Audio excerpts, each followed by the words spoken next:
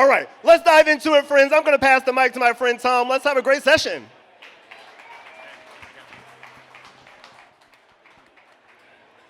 Do you like sports, Timmy? I sure do.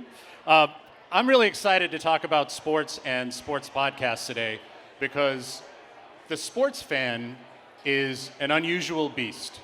Regardless of age, race, gender, what part of the country they're from, sports is a business, but it is a business that parents and children share stories about.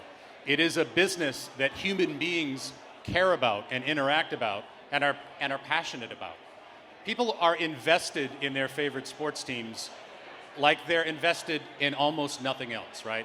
No matter where you live in the country, people will get together about their favorite sports teams and they will celebrate the wins, they will lament the losses.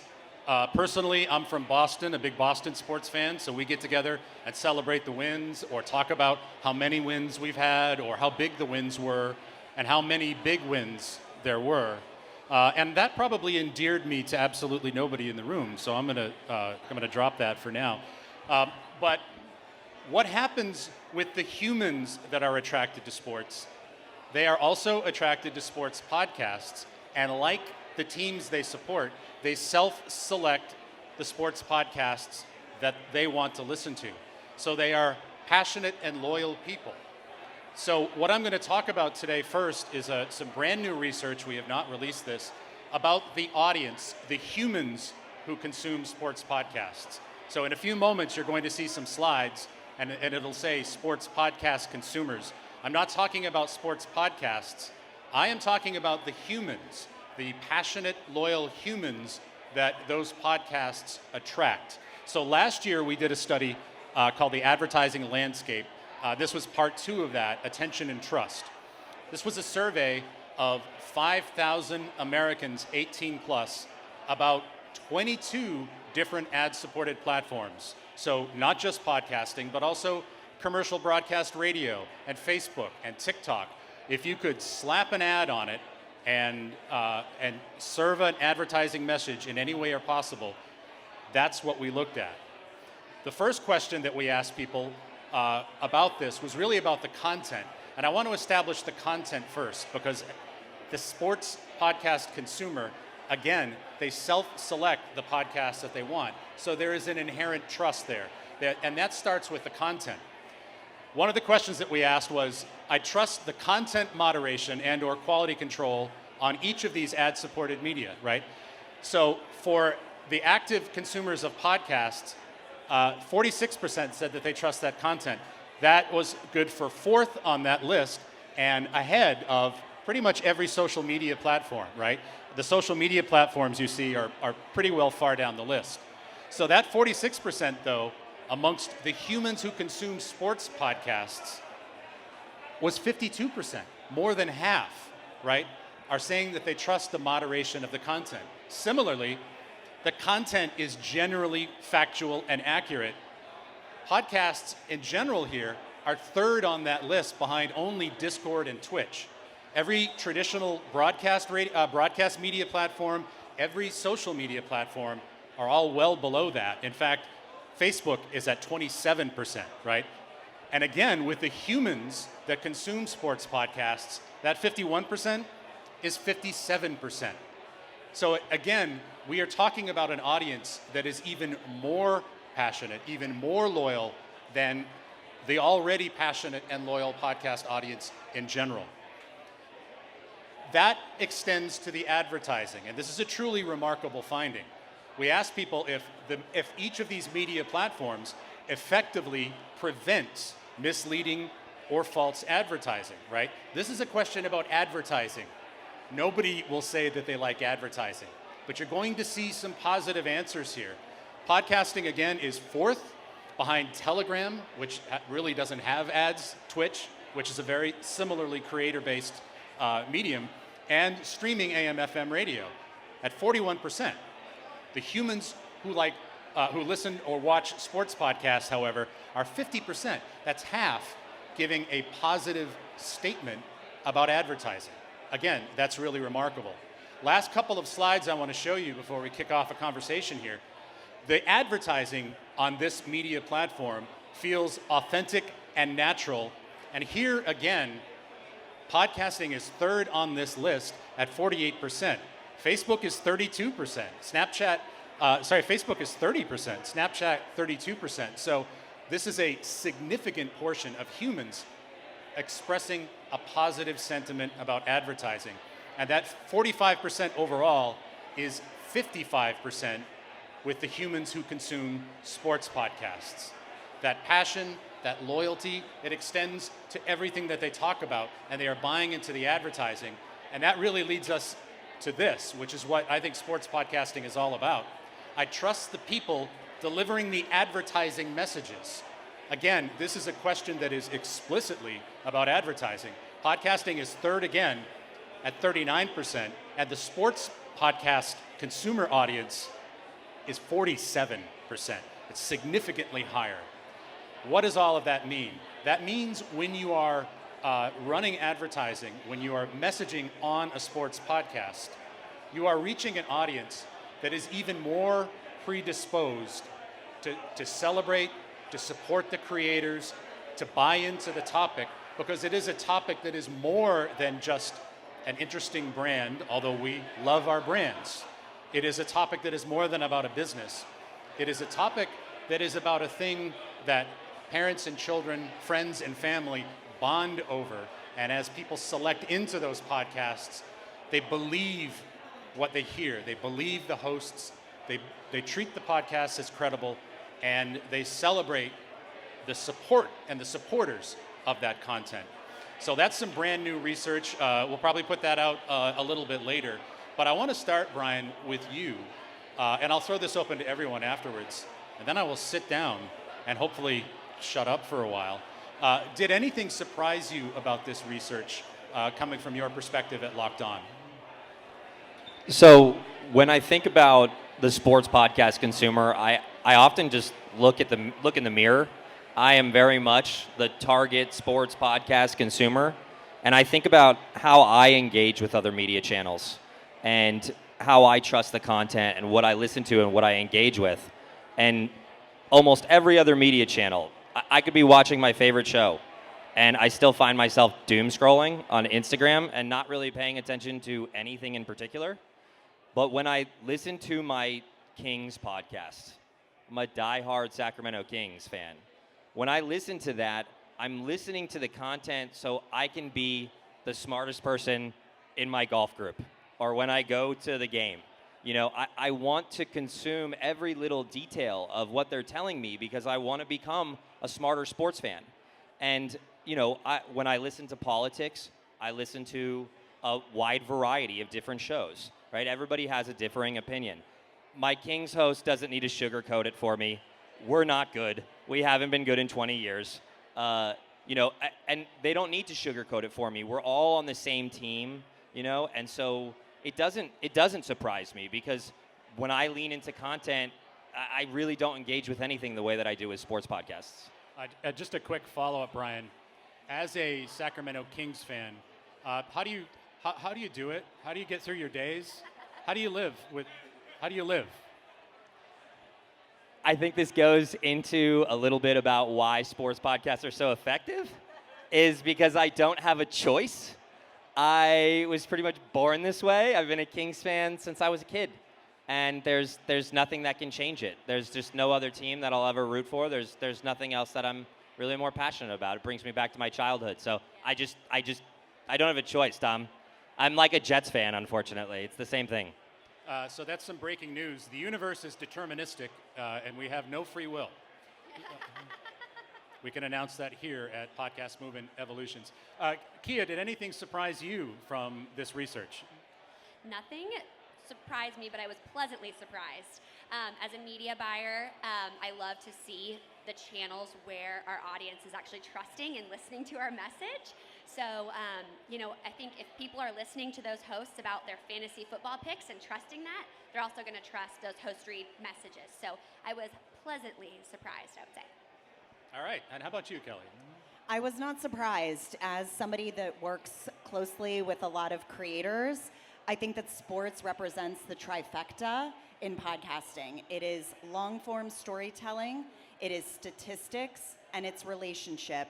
A lot of these hosts and creators have very deep relationships with their passionate fans, which keep them hanging on and, sticking around for more and more. And I think it's a really great trifecta of representing how this content lives in sports and the connection with fans. Absolutely, and I think what we see with the sports podcast consumer is that they will even do things against their best interest, right, Bryan?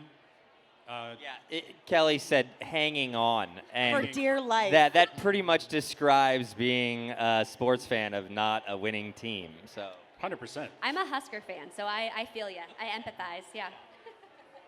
I will shut up about all of this. Kelli, I want to stick with you. So you're with SiriusXM. The SiriusXM podcast network has a very large, diverse portfolio, 70 million consumers. How do you tackle the podcast category specifically, particularly, or any different? So it's really interesting because we have a long-standing, SiriusXM satellite portfolio with a lot of sports content. You can get 24/7 sports content on satellite radio. So that's really the foundation of where we began in sports content. But as SiriusXM evolved into podcasting, it became very important to cross over and bridge between podcasting and satellite. So we have somebody like Stephen A. Smith, who has a podcast and a satellite show with us. We have a podcaster, Katie Nolan. She also represents us on Mad Dog Radio. So we're consistently looking at how do we create more of an omni-channel approach with our content. We also have fantasy footballers who are straight podcasters with us and have been true pioneers in the space when it comes to fantasy and sports content.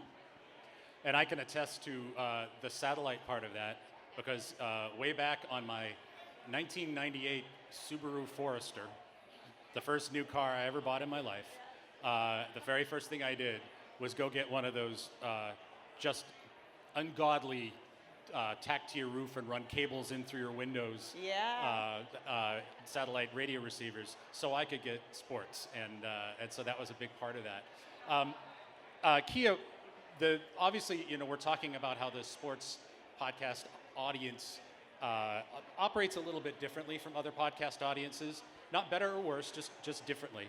When you're evaluating a sports podcast as a brand partner, right? What are you looking for? Does that lens shift at all? Is there any tweaking that you do to how you view those?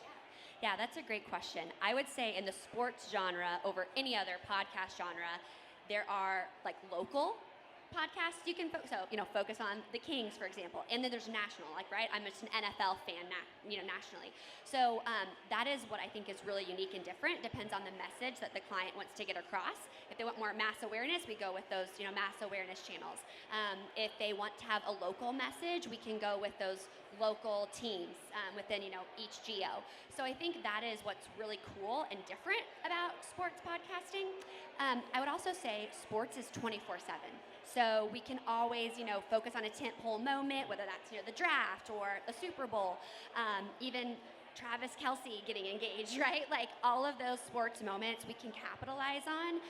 So I think that is what makes sports podcasts so different and why brands love working with them. I have a very controversial question. It's a complete curveball. Oh, God. You're all going to hate me for this. We all know how targetable podcasting is.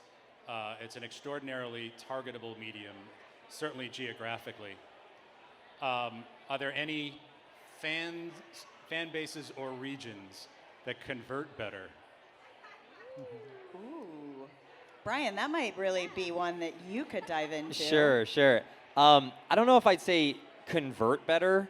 There are more passionate fan bases, right? So Locked On has leaned into a number of specific cities, whether it's Minnesota or Cleveland, LA, of course, but actually some of those smaller markets. Atlanta has just these absolute die-hard fan bases. We talk about the culture of it. It really is their whole life in some cases. There's a lot that goes on in LA.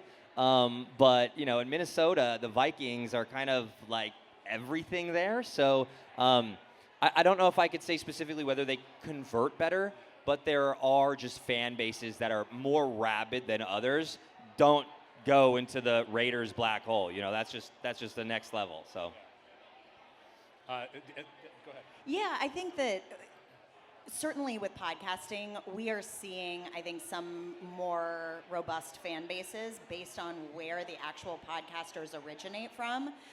Fantasy Footballers is a great example of that because they're Texas-based. They have a huge, robust fan base here.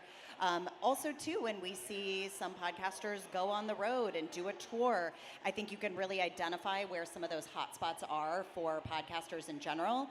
But I think conversion across the board, we're seeing less region-based and location-based and more so what platform they're delivering their content on, whether it be video or social or audio, is where we're really seeing some of that powerful conversion. Kia, have you noticed anything like that when you're making buys, or are you way smarter than that? No, I think I haven't noticed specifically, but I think going back to the local versus national, you know, if you have a host read that says, you know, go Bills or go Big Red or something, I think if you speak to that audience specifically, you may see a little more connection. It may pique an interest a little bit more to convert versus just more of a national awareness message. I'm sorry, but you all had the wrong answer. The correct answer was Boston. Trick question. Boston was the correct answer. But thanks for playing our game. I really appreciate that. So, Bryan, I want to go back to you for a second. The research that I showed earlier, which you've all been able to spend some time with, showed a really high level of trust between the podcast consumer for sports and the hosts and the advertising messages, that kind of halo effect. Why do you think that is, and you know, is it different than other podcasts, or is there some other phenomenon going on? Why do you think that trust is there? Yeah, if you are not a diehard sports fan, that's okay. That's okay, but it's hard to truly understand the depth of passion of a sports fan, right? My Kings fandom goes back 30 years. I think about it, you asked the question, I think about it going to the Kings games with my father as a 5-year-old, and now I'm taking my 5-year-old to Kings games. And it's that lived experience that it truly becomes part of your life, it's part of your family, and so the content that you're listening to is more than just content. I saw a poster for the best one yet, one of my favorite podcasts ever.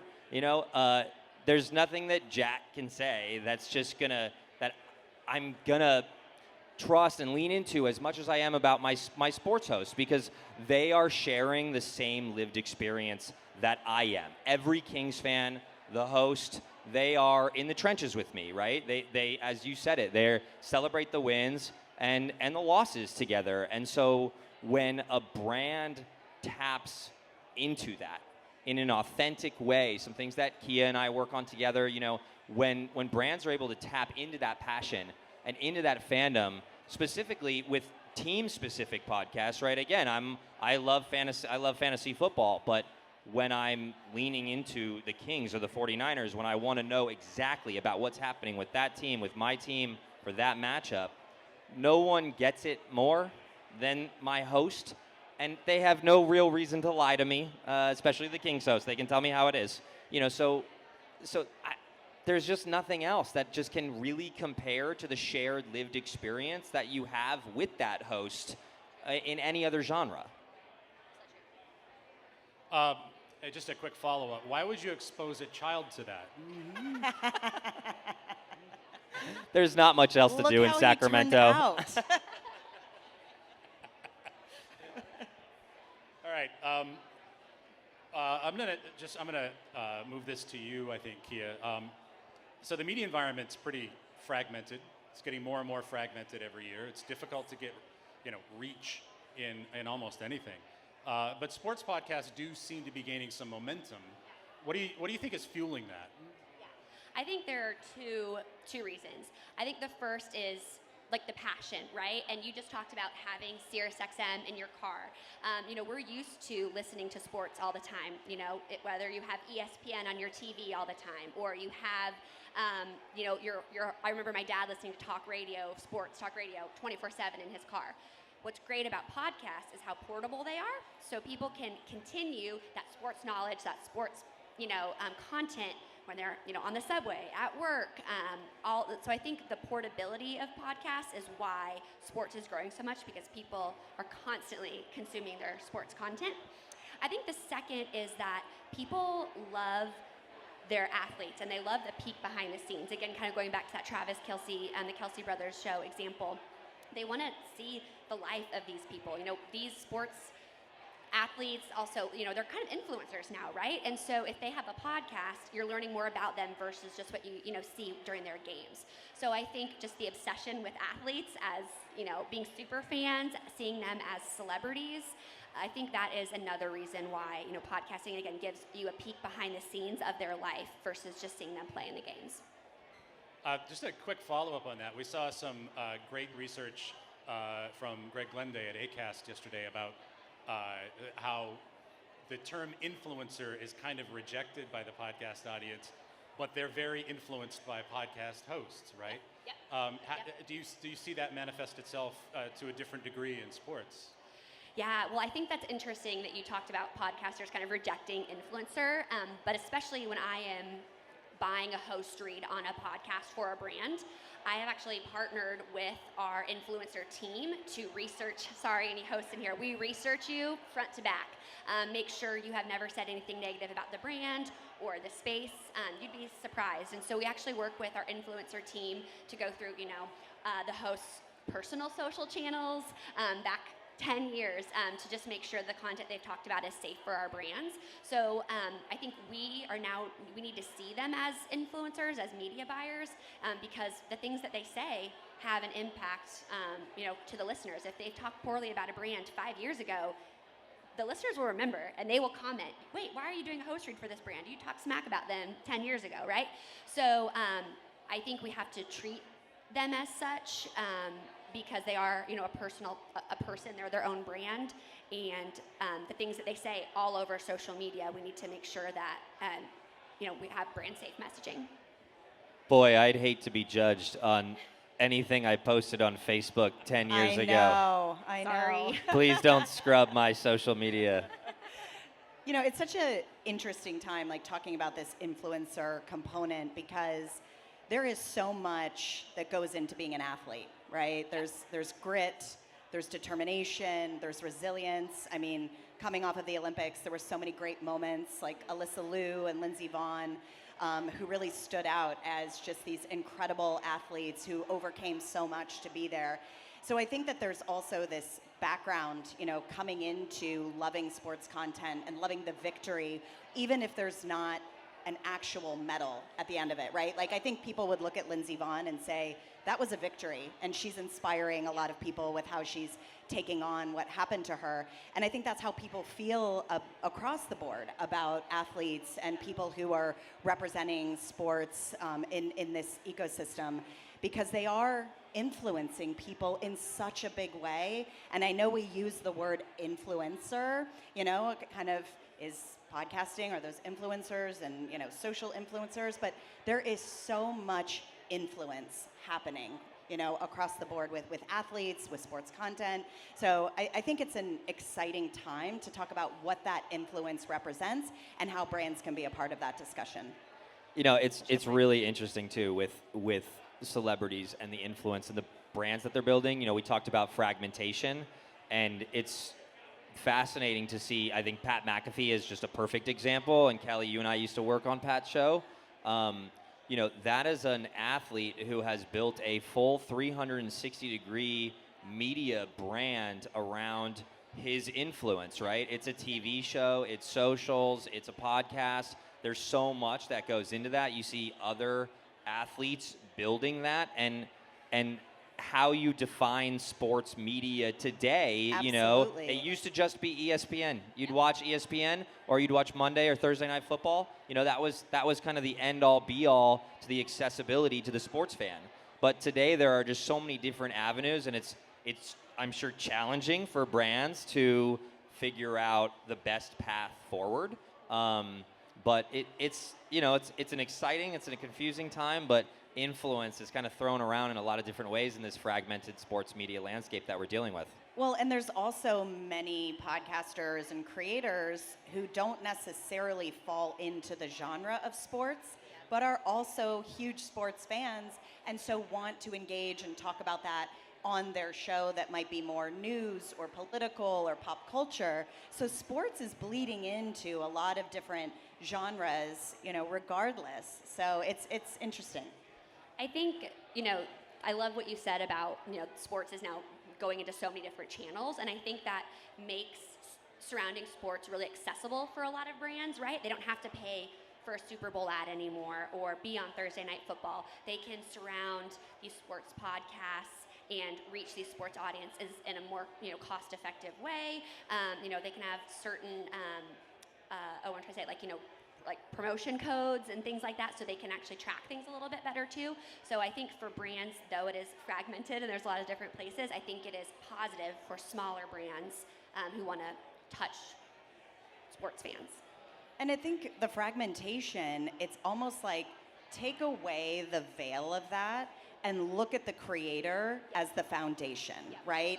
And so you should look at a creator or a brand like Locked On where you are partnering with that entity, and no matter where that content is distributed, you should meet those audiences where they are, right? So take away the fragmentation, right? Because the audiences are there. You just have to figure out how to speak to them across those different channels in the right way, in an impactful way, and an authentic way.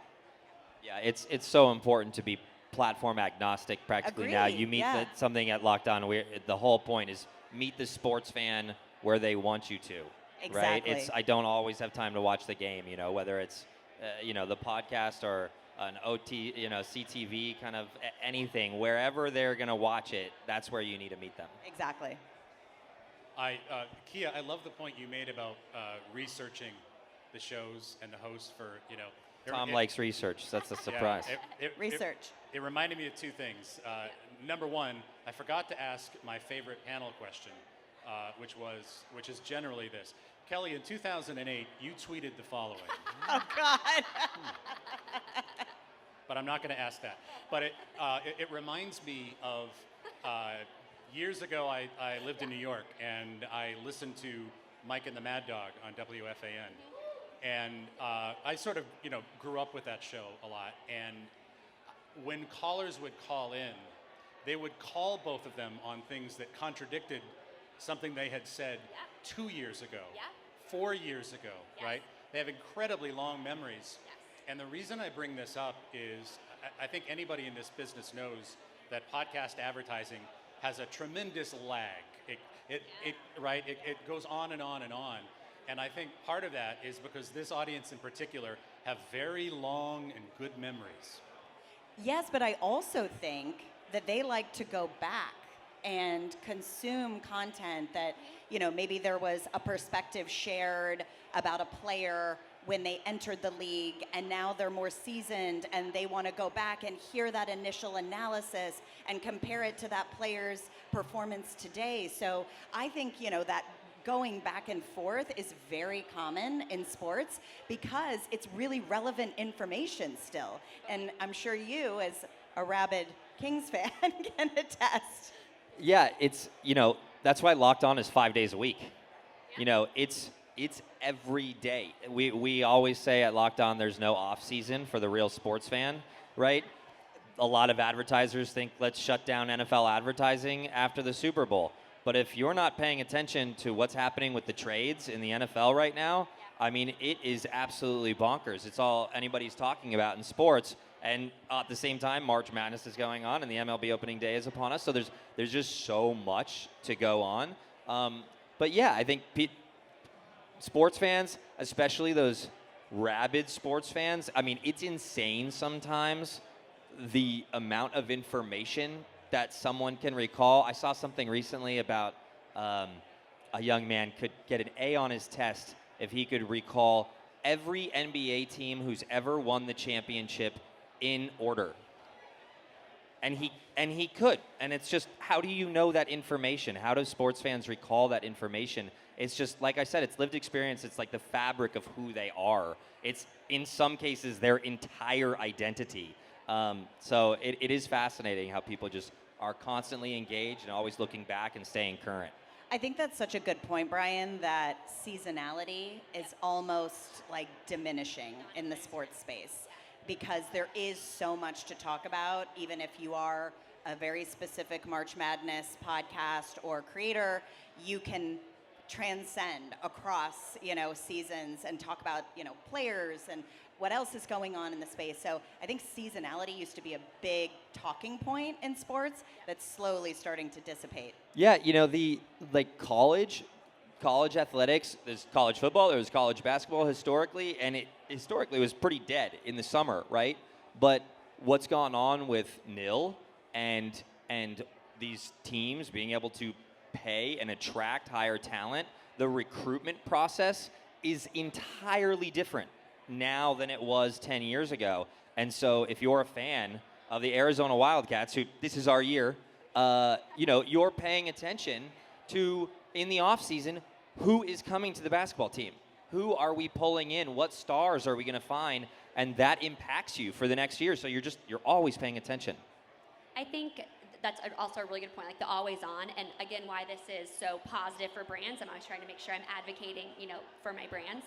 But in the podcast space, with the host reads, for example, like all a brand has to do is, provide a script or provide some talking points. And it's really easy to update creative throughout all these different flights. Like you can have a draft message, you can have a summer off-season message, you can have, and so I think, again, another benefit for brands in the podcast space is the ability to quickly turn around updated creative that you may not be able to do in some of the other spaces. Now, I know video that we're kind of moving towards is a little more difficult, but I think that is another benefit for brands. The constantly changing of messaging, super easy, super turnkey, having that podcast host's flair and spin to it, I think it's not only effective, but it's just a really easy lift.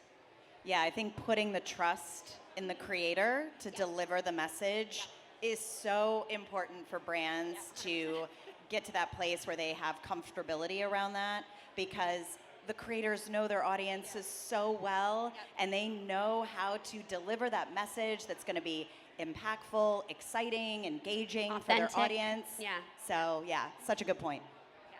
I think that's why, sports podcasts are more trusted, or the ads on sports are more trusted, is because, if brands let the hosts pull in their authenticity, pull in, the way they speak, know what words are going to pop for their listeners, then, your ads are going to be more effective. I'm going to throw in a little Mel Robbins. Just let them. Exactly. Yes, Isn't that the most important part about, any ad campaign? The most important part is creative, right? Across any channel. Sticky creative wins campaigns. And, Definitely a huge part. Yeah, and when brands lean into the creator, right? Like there's no more important thing when working with any podcast host generally, but with sports podcasts as well, because it's so current. And if you're not a diehard sports fan, it's hard to truly understand. There was a brand I worked with one time, they sent copy that was talking about the playoffs. And there were no playoffs happening. And I asked them what playoffs they were referring to. And they were just out of touch. They didn't understand. And I was like, give me the opportunity to kind of restructure this copy for you in a way that will feel authentic and in real time, and like speak to them in what's going on concurrently across sports. And so it's just so important. And that's when brands can really, really win, is there's scripts and then there's talking points, right? And it's trust your creator, trust your partner. You've already identified the podcast. You've already identified the partner. Trust them, to bring your brand to life in that environment, because no one can do it better than the host. Yeah, that's something I refer to as SAD, or seasonal advertising disorder, which is when you get some copy that's like, how about that local sports team? When you're getting together with your friends and family to root them on, like, come on, what are you talking about, right? And the sports fan in particular, I think, sees right through that very, very quickly. The funniest part about that copy was they sent another one back that said, your team didn't make the playoffs, and that's tough, and I was like, are you telling them that their team sucks? Like, this is not the way to tackle that message. Please let me help you. Also, how would they know who your team is, right? Like, exactly. You're a fan of teams all over the country. They were generalizing, apparently everyone is a Kings fan, and the team isn't going to make it to the playoffs. And maybe your city may not make it, Sacramento. Let's talk about activations for a minute. And I know SiriusXM does a lot of activations. When you're doing an activation for a brand, do you approach it any differently with the sports part of your portfolio, or do you have a different lens for that? I think we do a big activation at the Super Bowl, and we do Radio Row. We've started incorporating podcasting into that as well in recent years. So I think it really is about the fan experience when it comes to sports. Certainly there's fan experiences, obviously, when other genres go on tour and they want to be live in front of their audiences. But sports fans, they want to be up close and personal. They want to be in the mix of things. They want to go to a tailgate. They want to go to, a live podcast that's on Radio Row or a live, SiriusXM satellite show. So it's really about, I think, bringing the fans as close to the content as possible. We see a lot of fan engagement at these activations, and it's really important to the creators as well to touch their fans and speak to them intimately. Bryan, did you want to add anything to that, or? I couldn't hear your question. Oh. Okay. My question was, the Sacramento Kings. No. Do you think about activations differently? I mean, you are very sports focused anyway. But when you're thinking about activations, how do you treat them differently maybe than another genre or another kind of network? Sure. It's about leaning into that fandom, right? So that whether it's broad strokes across a league or, again, team specific, which is what we focus on, you think about how to engage with that specific fan, right? The Raiders fans are different than the Patriots fans. Little classier, would you say, the Patriots fans maybe a little bit? Not really. Oh, no. No. But it's how you lean into that fandom, right? Where, again, I talk about the best one yet. It's just a different type of passion and a different type of listening experience. So the way that you have to engage with that just has to vary. It has variables to it.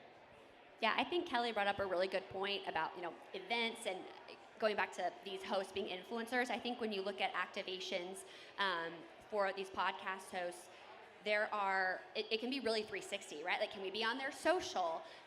Can we do events with them? And again, that's bringing you more behind the scenes of these athletes that they want to learn more about, meeting them in person. You follow them on social media, listen to their podcasts. So that's a great way for brands to have multiple touch points, added frequency, so that these fans remember your brand and hopefully convert at some point. I think, and this is something I've been talking about a lot in the research that I've been looking at and writing about, is that I think podcasting is the most flexible medium. And there are the obvious sort of touch points for that.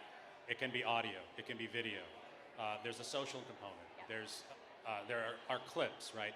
All of these things work together in concert to kind of meet the consumer, and in this particular case, to meet the fan wherever they are and however they want to consume that content. And I'll just throw this open to all of you, either from a brand perspective or as publishers.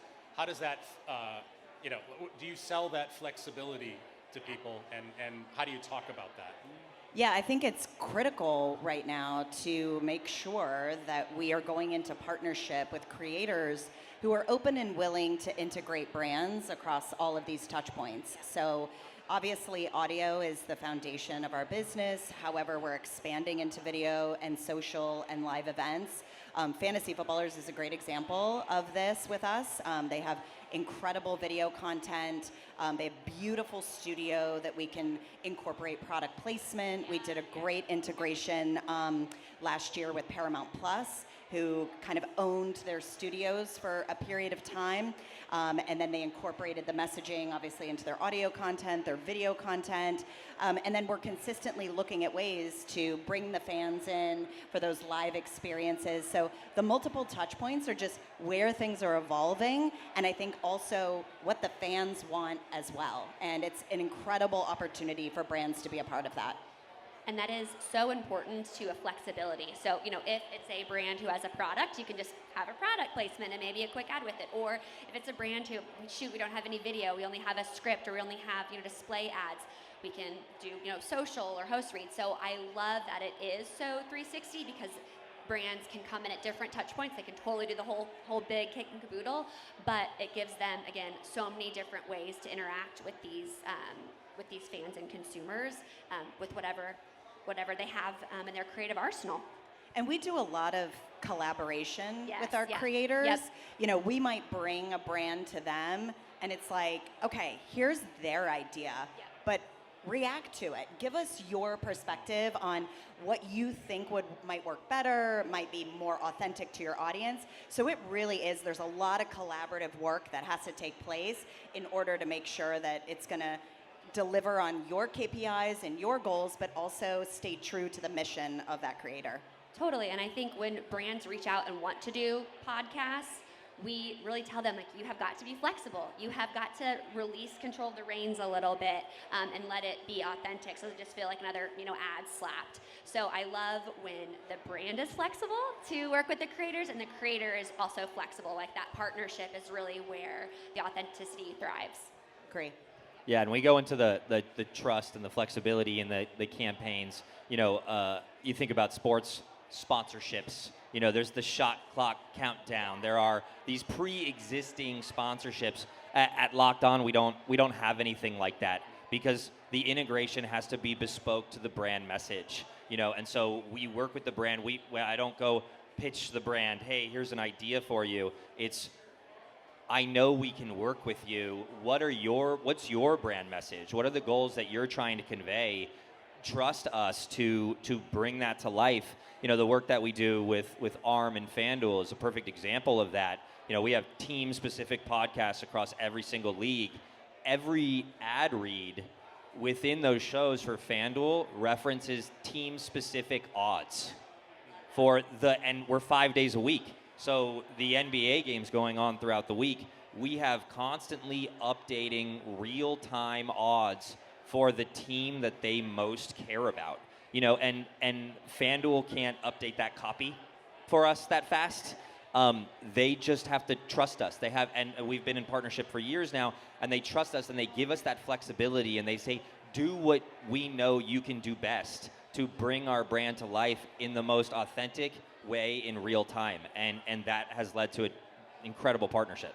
Yeah, and I want to stay with you for a second, Bryan. I think going back to creative, right? At Locked On, when you're talking to brands about how to be authentic with your audience, right? It's almost like you have to be a brand to fan translator. How do you twist their arms? How do you work with them to do that? I think we tap into the same kind of passion points that is in my own fandom, right? I think anybody who has worked with me knows I am extremely passionate about what I do. I love what I do, and I love our product. And that has to shine through in the work that you do. And I think that brands and advertisers, when they come and work with us, they see that excitement, and they see how ready we are to bring their brand to life. And we show other examples of how we've done that. And it's so incredible, because we're kind of an independent creator. I've worked for big organizations, and there are going to be a lot of red tape to bringing those things to life. But again, all of our content is the same, essentially. So we're able to kind of come up with these ideas and scale them in like this massive, massive way. And honestly, I'm just super grateful that my brand partners have trusted me. So talk about trust. They've trusted me a lot to help bring that to life. All right, we are going to land this plane at the top of the hour, come hell or high water. So I am going to ask one final question to all of you. What is your favorite sports podcast?